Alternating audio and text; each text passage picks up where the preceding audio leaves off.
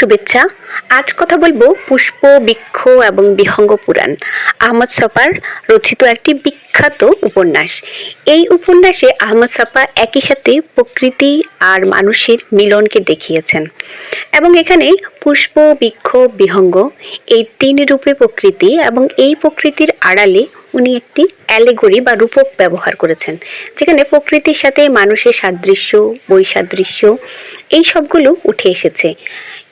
এই লেখকের এই লেখাটা তার আত্মজীবনীমূলক একটি রচনা, যেখানে আমরা দেখব যে আহমদ ছফা নিজের সম্পর্কে বলতেছেন।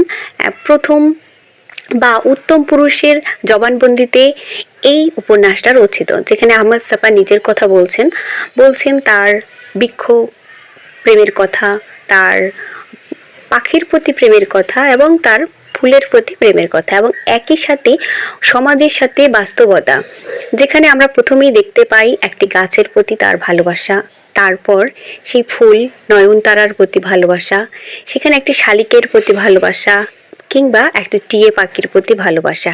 শেষে আমরা কাকদের দেখতে পাই, যেখানে কাকরা শালিককে তাড়িয়ে দেয় এবং শেষে দাঁড় কাকরা এসে কাকদের তাড়িয়ে দেয়।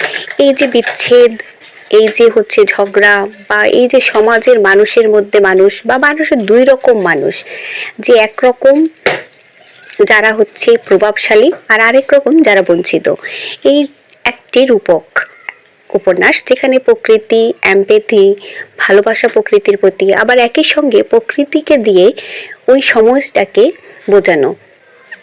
আহমদ ছফার চলমান সময়টাকে উনি ধরে রেখেছেন এই আত্মজীবনীমূলক উপন্যাসে। ধন্যবাদ সবাইকে।